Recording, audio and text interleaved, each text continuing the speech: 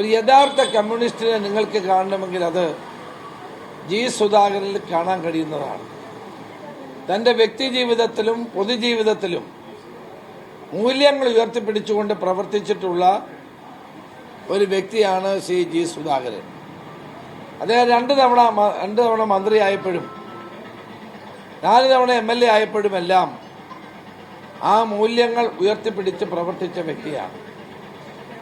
പൊതുമരാമത്ത് മന്ത്രിയായിരുന്ന കാലത്ത് 140 MLA-മാർക്ക് ഒരുപോലെയാണ് PWD ഫണ്ട് അദ്ദേഹം നൽകിയത്. ഇന്നിപ്പോൾ അങ്ങനെ അല്ലല്ലോ. ആ ജനാധിപത്യ മര്യാദ എല്ലാ കാലത്തും ശ്രീ ജി സുധാകരൻ കാണിച്ചു എന്നുള്ളത് സത്യമാണ്. അഴിമതിക്കെതിരെ ഏറ്റവും നല്ല പോരാട്ടം നടത്തിയ ഒരു പൊതുപ്രവർത്തകൻ എന്ന നിലയിൽ ജനങ്ങൾക്ക് സ്വീകാര്യനായ വ്യക്തിയാണ്. വ്യക്തിപരമായി രാഷ്ട്രീയ അഭിപ്രായ വ്യത്യാസങ്ങളുള്ള കാലത്തും വ്യക്തിപരമായി നല്ല ബന്ധം ഞങ്ങളുമായിട്ടൊക്കെ ആലപ്പുഴ ജില്ലയിൽ കാത്തു സൂക്ഷിച്ച ഒരു വ്യക്തിയാണ് അദ്ദേഹം. ഏതായാലും അദ്ദേഹത്തോട് പാർട്ടി ചെയ്തത് വലിയ കടുത്ത അനീതിയാണ്.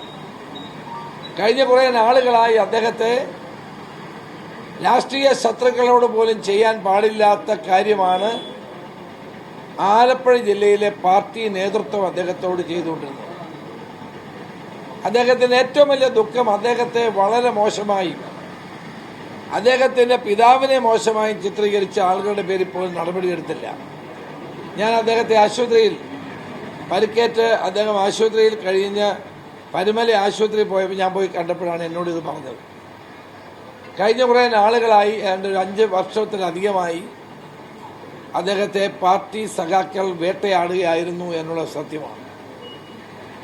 ഒരു 10-60 വർഷക്കാലം കമ്മ്യൂണിസ്റ്റ് പാർട്ടിക്ക് വേണ്ടി പ്രവർത്തിച്ച ഒരു യഥാർത്ഥ കമ്മ്യൂണിസ്റ്റിനെ, അഴിമതിയില്ലാത്ത ഒരു കമ്മ്യൂണിസ്റ്റ് നേതാവിനെ ഇങ്ങനെ വേട്ടയാടുകയും അദ്ദേഹത്തെ ജില്ലയിൽ നിന്ന് ബ്രാഞ്ച് കമ്മിറ്റിയിലേക്ക് വരെ തരം താഴ്ത്തുകയും ചെയ്ത നടപടി കേരള സമൂഹം കണ്ടതാണ്. ഞങ്ങൾക്ക് അദ്ദേഹമായിട്ടൊക്കെ വളരെ വർഷങ്ങളുടെ വ്യക്തിബന്ധങ്ങളുണ്ട്. വ്യത്യസ്തമായ രാഷ്ട്രീയ പാർട്ടികളാണെങ്കിലും ആ വ്യക്തിബന്ധം കാത്തു സൂക്ഷിക്കുമായിരുന്നു. ആലപ്പുഴ ജില്ലയിൽ അദ്ദേഹം പൊതുമരാമത്ത് മന്ത്രിയായിരുന്നപ്പോൾ അദ്ദേഹം നടത്തിയ വികസന പ്രവർത്തനങ്ങളൊക്കെയാണ് ഇപ്പോൾ മുഖ്യമന്ത്രി ഉദ്ഘാടനം ചെയ്യുക. അതിന് അദ്ദേഹത്തെ വിളിച്ചു പോലും ഇല്ല എന്നാണ് എനിക്ക് മനസ്സിലാക്കാൻ കഴിഞ്ഞത്. ഞങ്ങളെ സംബന്ധിച്ചിടത്തോളം, UDF-നെ സംബന്ധിച്ചിടത്തോളം സുധാകരൻ സ്വതന്ത്രനായി നിൽക്കുമെന്നുള്ള വാർത്ത ഇപ്പോൾ കേട്ടു. പക്ഷെ അത് ആ കാര്യത്തിൽ എന്ത് വേണമെന്നുള്ളത് പാർട്ടിയും UDF-ഉം ആലോചിച്ച് നിലപാട് സ്വീകരിക്കേണ്ട കാര്യമാണ്. അത് പാർട്ടി നേതൃത്വവും UDF നേതൃത്വവും കൂട്ടായി ചർച്ച ചെയ്ത് ആ കാര്യത്തിൽ തീരുമാനമെടുക്കും. അദ്ദേഹത്തെ പോലൊരു പൊതുപ്രവർത്തകൻ നിയമസഭയിൽ വരേണ്ടത് നല്ല കാര്യമാണെന്നാണ് എൻ്റെ വ്യക്തിപരമായ അഭിപ്രായം. തീർച്ചയായും നമ്മുടെ പാർലമെന്ററി ജനാധിപത്യത്തിനും ഉന്നതമായ ജനാധിപത്യ മൂല്യങ്ങൾ സംരക്ഷിക്കുന്നതിനും അദ്ദേഹത്തിൻ്റെ സാന്നിധ്യം നല്ലതാണെന്നാണ് എൻ്റെ വ്യക്തിപരമായ അഭിപ്രായം.